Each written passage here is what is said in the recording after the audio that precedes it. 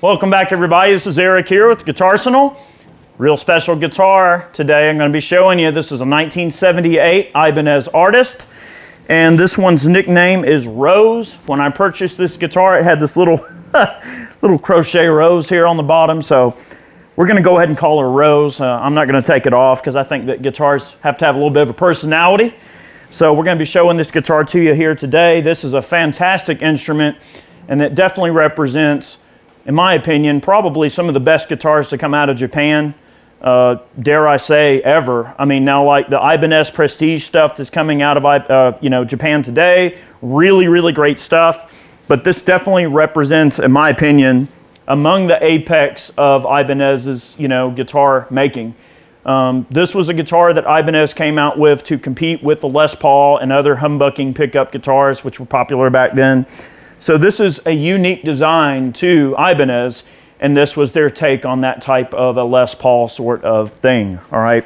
And in my opinion, these guitars have their own unique flair that other instruments just simply don't have.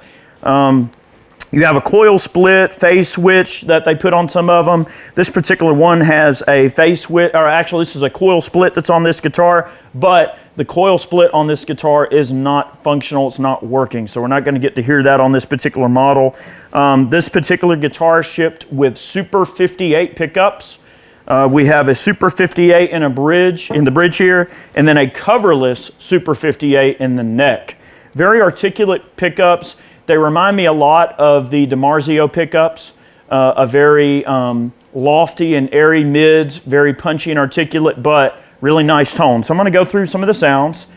This is our naked 1968 Super Reverb. I'm gonna get all the volume and tone up on the instrument. We're on the neck pickup. All right, we'll make a little bit of racket here, and I'm just gonna play some chords and lines, let you hear what it sounds like.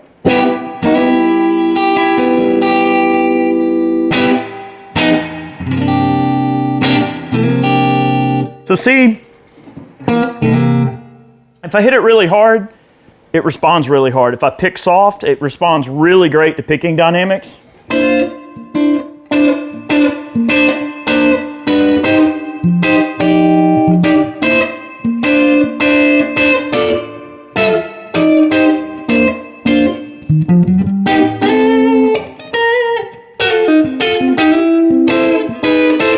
That's as hard as I can hit it with my fingers, but if I dig in with a pick, it'll definitely get there.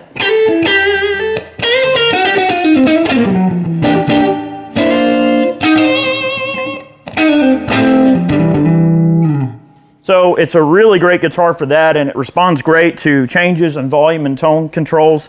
There in the intro, I was using the middle selection, and I had a lot of that neck pickup dialed out. We'll go through some of those sounds. All right, here's the middle with everything all out, okay?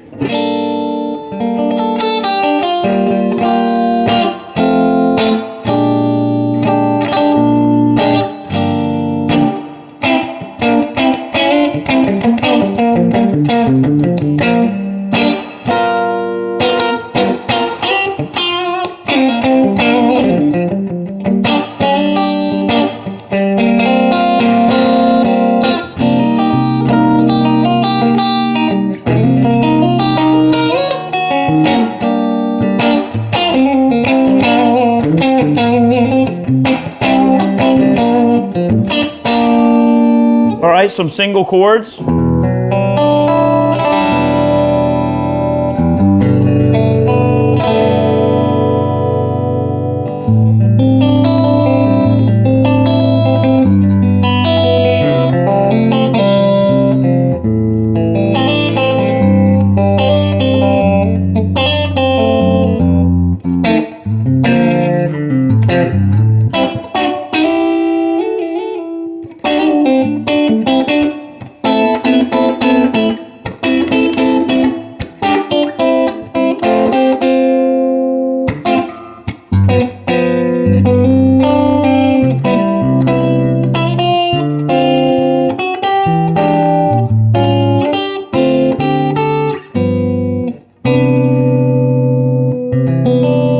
really good separation of notes, really good clarity, but not being too, bitey or piercing. Here's the bridge pickup, Super 58.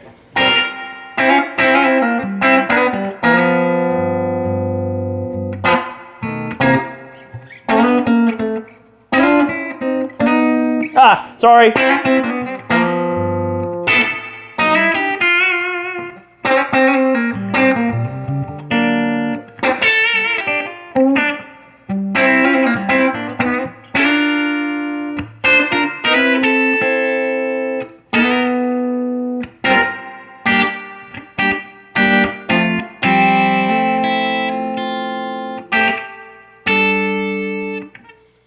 A little bitey in the current setting on the Super. We'll manipulate some of the tone and volume controls. This guitar has a lot of sonic variety to it, especially when we hit it with a few stomp boxes, add a little bit of dirt in there. It can get to some really great sounds. I'm going to engage a little splash of delay, give us some slap back. I'll hit the Alfonso Hermida Zen Drive, get on the bridge pickup. Let's dial out a little bit of our tone so that we're not in ear pierce territory. We'll see how this sounds. Should be nice and warm and articulate. Very Robin Fordish, I'd like to think here. So let's give it a listen.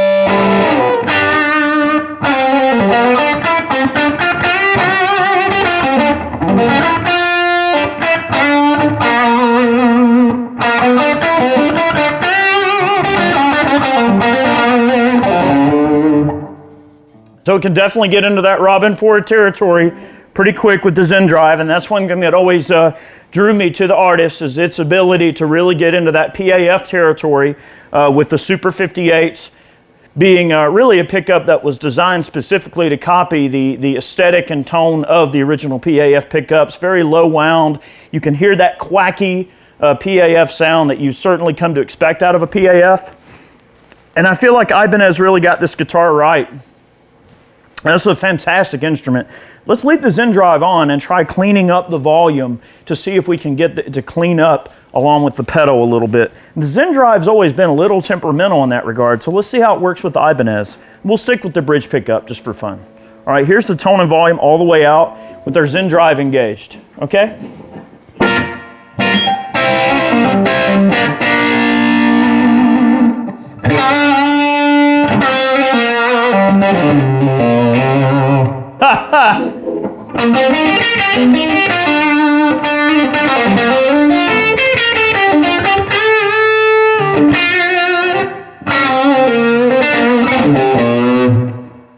All right, backing off to 7.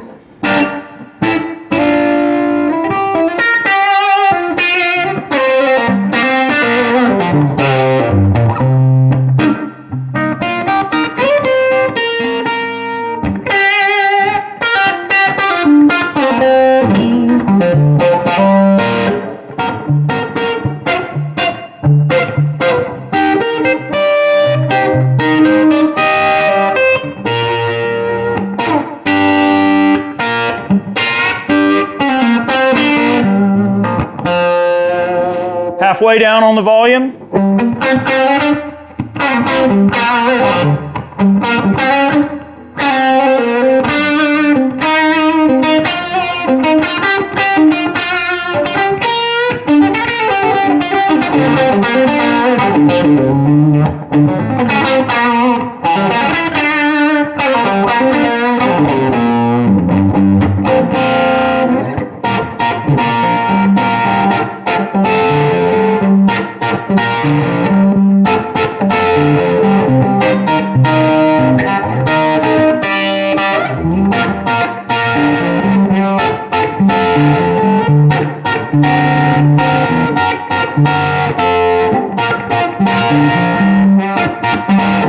out.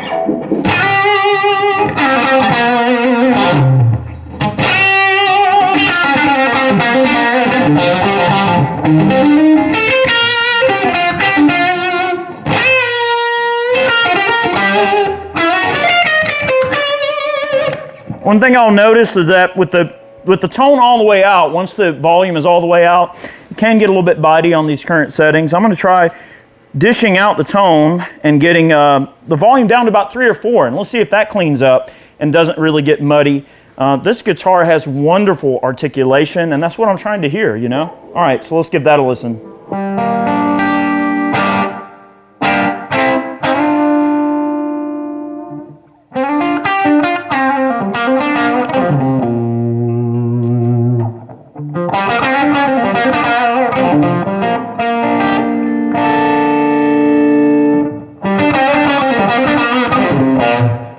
It really comes alive at about 6 or 7. So you can really, you know, dial off that volume and you don't lose any high-end articulation, no matter even having that tone dished out. Really great guitar with lots of brightness on tap. That's what I really wanted to try to demonstrate there. Let's get back on the neck pickup. We haven't heard a lot of that. And let's listen to the JHS Morning Glory. This should be pretty fat sounding. Let's give this a listen. All right, everything all the way out and the neck pickup. All right.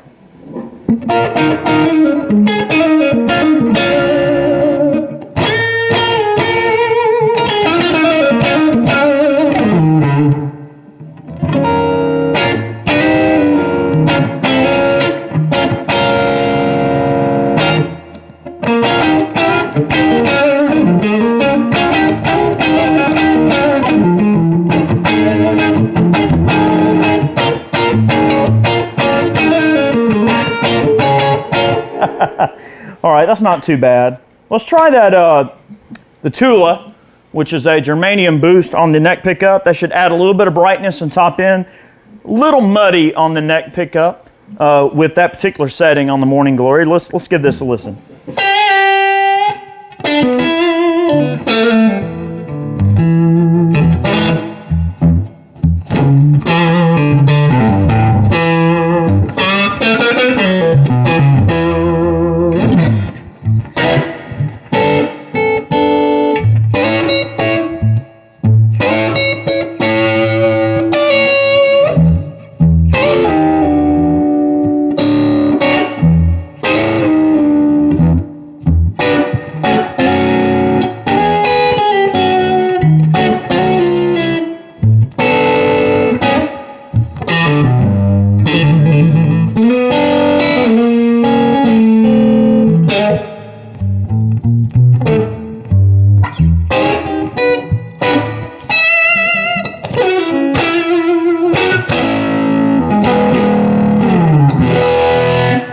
So with picking dynamics, again, very responsive to picking dynamics.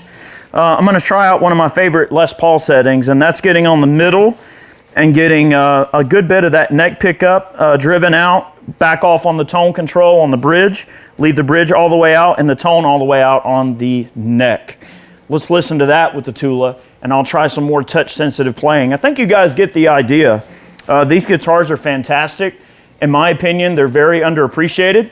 I feel like they offer a tremendous value to someone who wants to get some nice vintage blues sounds, but you don't want to try to have to chase, you know, a 59 Les Paul or a really expensive guitar or anything like that. You can certainly get some great sounds out of these guitars.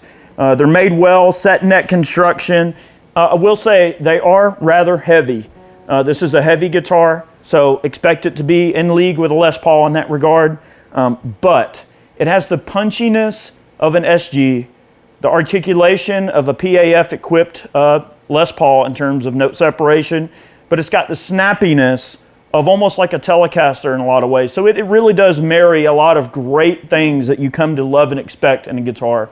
And these guitars are often overlooked and I believe underappreciated.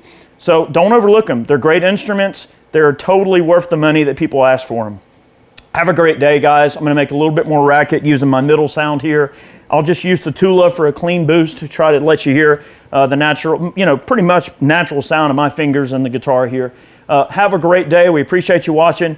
I apologize for the flubs, guys. I haven't been playing for a while. I've been in a little bit of a rut, so hopefully I'm not sounding too terrible. But this should give you an idea what the guitar sounds like, form and function. And for some of you out there chasing these things, maybe this video can serve as a guide to help you figure out what you want to know there. All right, so a little bit more noise. I'll let you guys get back to it. Have a great day. Okay, here we go. All right, let's see.